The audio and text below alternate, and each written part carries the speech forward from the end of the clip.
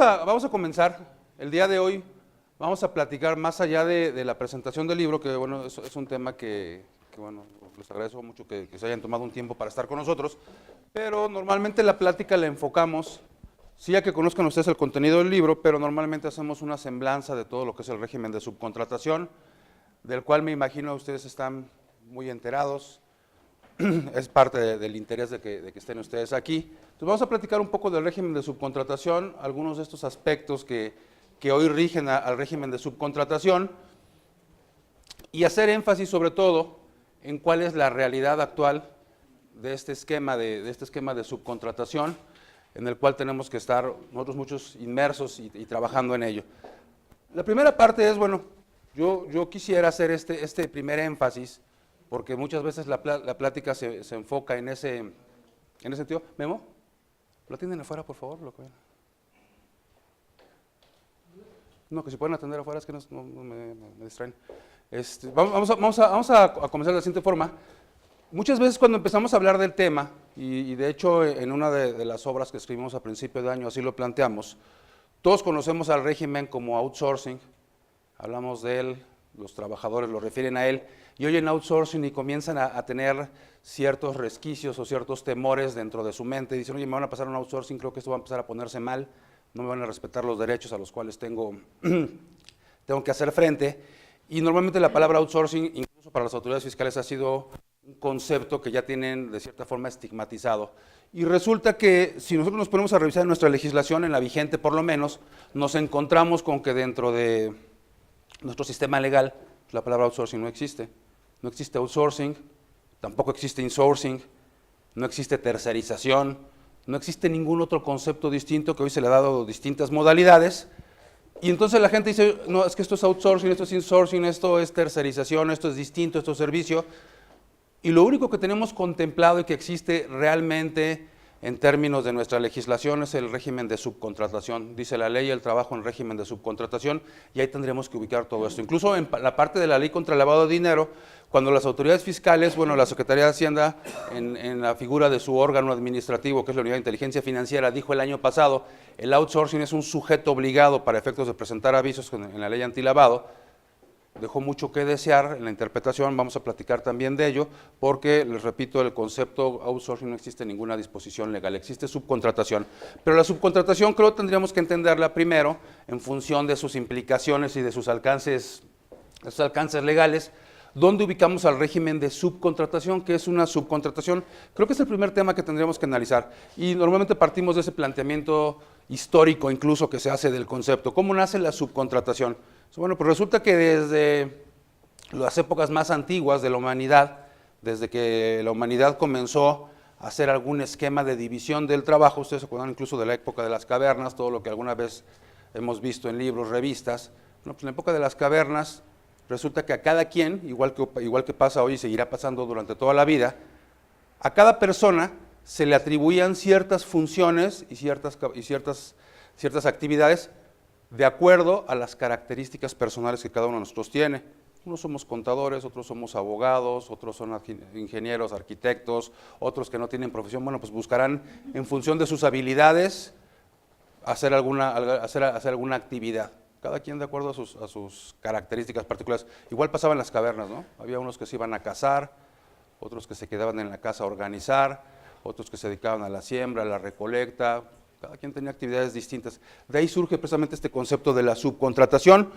Resulta que, sobre todo en nuestro espacio económico, en el país, pues hay muchas empresas, la mayoría de ellas, el 98% dicen las estadísticas, que son micros y pequeñas empresas. ¿Cómo nace una empresa pequeña? O sea, ¿cómo comienza en la esencia? Bueno, pues alguien que se quedó sin trabajo o alguien que nunca quiso trabajar y siempre quiso desarrollar su concepto, pone su empresa, es el empresario individualmente, ¿sí? De repente con su familia o con uno o dos trabajadores empieza a desarrollar un concepto. Sabe producir algo, inventó algún concepto, tiene alguna habilidad y empieza a hacer su empresa. Entonces, en ese empresario pequeño, incluso un despacho, ¿no? Ese empresario pequeño, al principio hace todas las actividades y no pasa nada. Él produce, él vende, él visita a los clientes, él incluso se empieza a meter en los conceptos administrativos, que hace los cheques o hace las transferencias, Pues el empresario con esa magnitud de empresa no tiene problema, incluso a veces termina haciendo la limpieza, ¿no?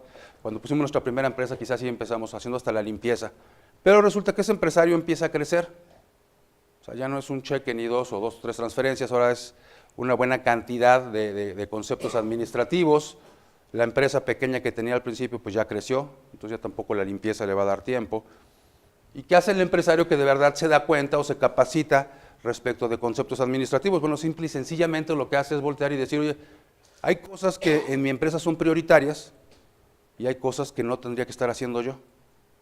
Sí, entonces dice, por ejemplo, la limpieza no es una cosa que me corresponda, ni estar buscando escobas, ni estar buscando recogedores, ni limpiador. Entonces, ¿qué dice el empresario? Esa parte la tiene que hacer alguien que sea especialista en ello. Entonces busca otra empresa en el mercado que sea especialista en limpiar y subcontrata el servicio. Yo necesito que me limpien, pues traigo algo que limpie, que contrate a la persona, que contrate los limpiadores, que compre los limpiadores, que compre todos los implementos y que esa persona limpie. Bueno, pues cuando empieza a crecer la empresa, vienen otras necesidades. Ahora a lo mejor manejamos muchos valores, mucho dinero, o manejamos algún producto químico o algo que no pueda estar al alcance de cualquier persona. Necesitamos gente de seguridad. Pero imagínense en los tiempos actuales que yo me pusiera a hacer análisis psicológicos, psicométricos y de todo tipo de una persona que va a estar parada en la puerta de mi oficina con una pistola, con un perro. Bueno, pues no es tan fácil contratar ni encontrar a las personas idóneas. ¿Qué hago? Pues mejor recurro a un especialista que sepa hacer todo ese tipo de funciones y entonces delego vía subcontratación el servicio de seguridad, que son tradicionalmente las dos primeras empresas que se tienen datos históricamente que existieron como empresas de subcontratación. En aquel entonces, bueno, pues no era subcontratación, le llamamos outsourcing, como se le llamaba en todos los casos, desde nuestra primera ley federal del trabajo de 1931, ya teníamos el concepto y la posibilidad de que una persona actúe en nombre de otra dentro de una empresa y lleve a cabo actividades que no le son prioritarias a aquel y que entonces son actividades secundarias y que sí puede delegar, ¿no? Yo conservo para mí lo que es la esencia de mi negocio.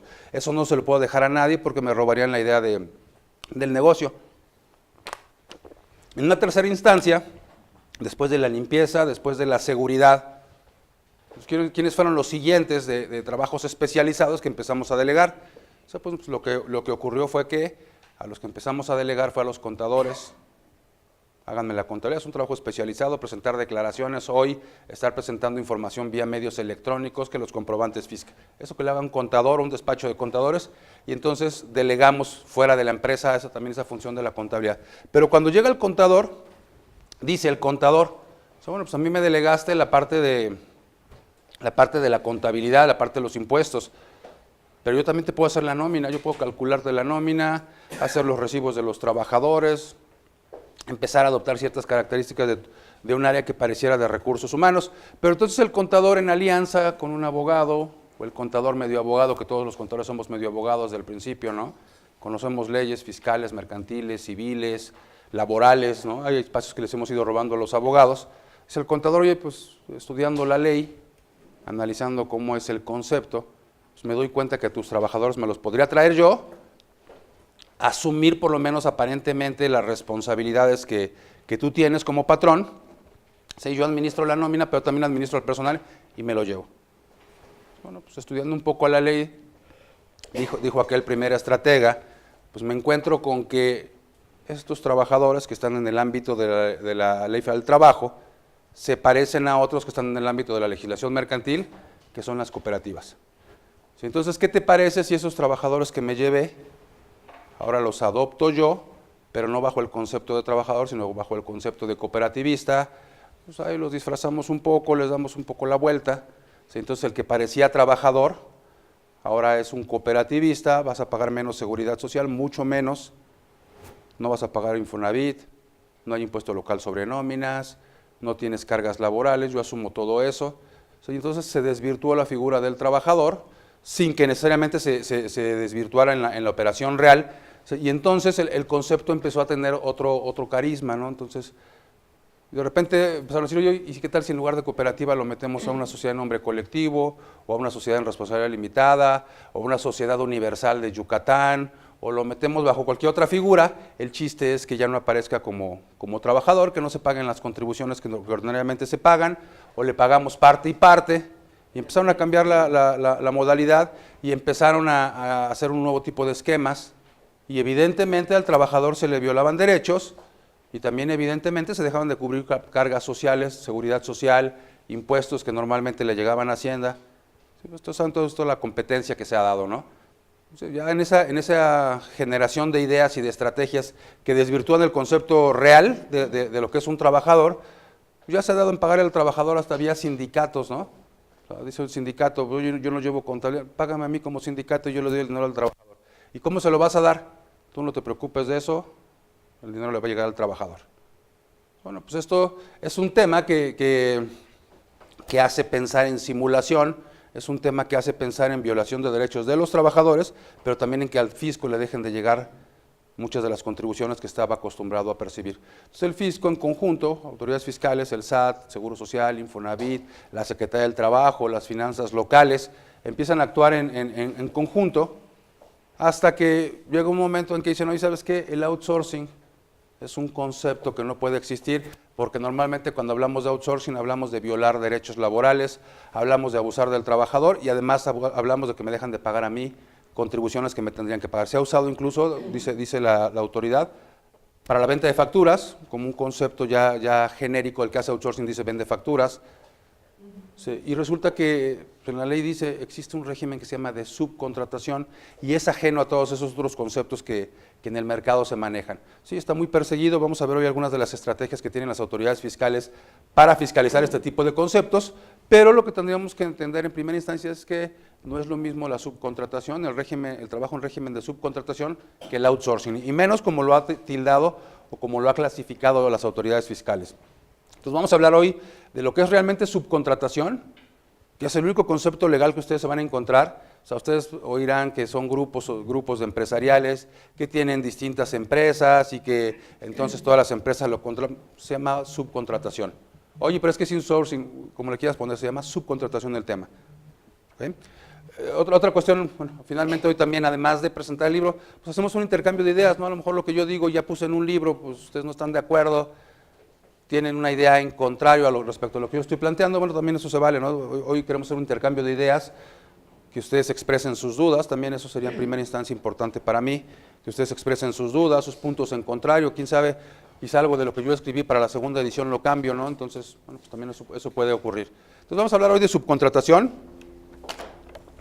y vamos a hablar de lo que dice la Ley Federal del Trabajo al respecto. Entonces, en primera instancia, cuando hablamos de subcontratación, hablamos de una relación que existe entre dos entes económicos, puede ser persona física o persona moral, cualquiera de ellos, pero uno de ellos es patrón de unas personas que se llaman trabajadores y siempre entendemos al outsourcing como que son mis trabajadores, te los voy a mandar para allá, siguen siendo mis trabajadores, pero tú les vas a pagar y entonces decimos el outsourcing es una pagadora. Bueno, resulta que el outsourcing visto así es una simulación. O sea, el outsourcing implica que realmente los trabajadores que tiene aquella empresa y que están trabajando dentro de ella no son sus trabajadores, son mis trabajadores. Entonces, lo primero que tenemos que definir es de quién son los trabajadores y plantear esos conceptos, ubicarlos y darles un sustento legal. Entonces, el primer concepto que vamos a analizar está contemplando el artículo 20 de la Ley Federal del Trabajo y es la relación de trabajo. Entonces, dice que existe una relación de trabajo cuando hay una persona física que se llama trabajador, que está definida así en el artículo 8 de la Ley Federal del Trabajo, que le presta a otra persona, que puede ser física o moral, y que se llama patrón, definido en el artículo 10 de la Ley Federal del Trabajo, cuando le presta un servicio personal subordinado a cambio de que haga un pago que se llama salario. Esa es una relación de trabajo. Entonces hay dos entes, dos sujetos, trabajador y patrón, y lo que caracteriza la existencia de un patrón y de un trabajador es la prestación de un servicio personal subordinado. Aquí nos encontramos dos elementos, el personal y el subordinado. O sea, en primera instancia es personal porque el servicio lo presto yo, no lo hago a través de interpósita personal, nunca recurro a un tercero. O sea, cuando hablamos de despachos de contadores, por ejemplo, que vamos a hacer una contabilidad, pues sí, a veces voy yo, pero a veces va una secretaria, pero a veces va un auxiliar, pero a veces va un supervisor. O sea, y cada uno de ellos ejecuta una parte del trabajo. El trabajo no necesariamente es personal, sino que puede ser a través de distintos sujetos o a través de terceros. Entonces, eso rompe con el carácter de personal. Pero el punto principal que identifica una relación laboral es que el servicio sea subordinado. ¿Qué elementos establecen o definen que existe una subordinación? Que tenga un horario de trabajo. O sea, hay un horario de trabajo que en términos de la ley se llama jornada laboral, jornada de trabajo. Y dice la ley, y esa jornada de trabajo puede ser diurna, puede ser nocturna, puede ser mixta. Y define la ley, dice, jornada de trabajo es el tiempo durante el cual el trabajador está a disposición del patrón. Sí, tampoco piensen mal, ¿no? Dice a disposición del patrón, pero para efectos laborales nada más, ¿no? O sea, bueno, pues ya me dijeron que estoy a disposición del patrón, ¿no? Tampoco vayan a llegar así el lunes a su oficina, ¿no? Para efectos del trabajo. ¿Qué otro elemento identifica o caracteriza la subordinación? Hay un don de mando y una obligación de obedecer, ¿no? Aunque a veces hay relaciones que se confunden con eso, el don de mando, ¿no? Precisamente si hay jurisprudencias, interpretaciones ya de las cortes que dicen, cuando hay un don de mando yo te puedo decir qué haces, cómo lo haces, con qué lo haces, en qué horario lo haces, entonces hay subordinación. Bueno, pero también a veces parece, porque así a veces nos ocurre a los contadores, a los abogados, que yo llego con un cliente y me dice, oye, yo quiero que me entregues esto este día y esto, y casi parece mi patrón, decimos, ¿no? A veces hasta así le decimos, es mi patrón, que me manda y me dice, entrégamelo así, y lo quiero en esta fecha, y no quiero pagar tanto, ¿no? Me dice. Me pareciera también, se puede confundir. Entonces tendríamos que buscar más elementos para caracterizar la subordinación, el horario, el don de mando y la obligación. Hay una remuneración y hay un lugar de trabajo, ¿no? Pero remuneración hay en cualquier relación.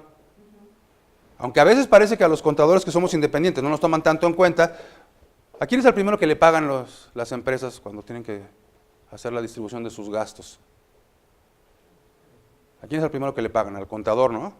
¿O no es así? Al que renta. ¿Mandé? Al que renta el local. Al que renta el local. ¿No le pagan primero al contador? ¿No? ¿Cómo en qué lugar le pagan? ¿Mandé? Hasta que le hiciste, hasta que se juntan quién sabe cuántos recibos, ¿no? Pero en todas las relaciones hay un pago, ¿no? Nada más que aquí el pago se llama salario. Bueno, le podrías poner cualquier otro nombre, pero si se van configurando los elementos de la subordinación, hay una relación de trabajo, ¿no? Y decía Mónica, hay un lugar de trabajo. Bueno, en todos lados hay un lugar de trabajo, nada más que aquí yo estoy en el lugar de trabajo y ordinariamente yo presto el servicio con las herramientas que me suministra el que le denomino patrón. ¿Estamos de acuerdo? No es que sea uno, dos o tres de los conceptos el que configure la relación de subordinación, sino todos en conjunto. Pero cuando yo me encuentro con que existe un servicio que es personal y que es subordinado, entonces digo existe una relación de trabajo. ¿Ok? ¿Tiene que existir un contrato para que exista la relación de trabajo? No. ¿No tiene que existir un contrato? ¿Mande? Que puede ser verbal, porque entonces tendríamos que establecer qué quiere decir eso de contrato. ¿Qué es eso de que haya un contrato? Hay un acuerdo de voluntades, ¿no? O sea, doctrinalmente y en la práctica, que exista un contrato significa que existe un acuerdo de voluntades y la otra parte tiene que estar o no por escrito. ¿Tendría que estar o no por escrito ese contrato? No necesariamente. ¿No necesariamente?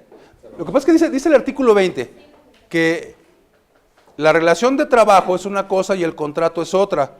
¿Puede existir relación de trabajo y contrato? Sí. Que escrito, en su modalidad escrita. Pero aun cuando no existiera esa modalidad escrita del contrato laboral, la relación de trabajo existe entre el que presta el servicio y entre el que paga el salario. Así pasa en algunas partes del país, no todos hablamos español, y entonces resulta que en algunas partes hay unas personas sentadas en una banqueta y de repente pasa un camión, ya ni le dicen nada, ¿no? Oye, ni preguntan quién quiere trabajar, ya sabe que se para el camión, se sube la gente y se va a una obra, se pone a construir, se acaba el día y le pagan su día.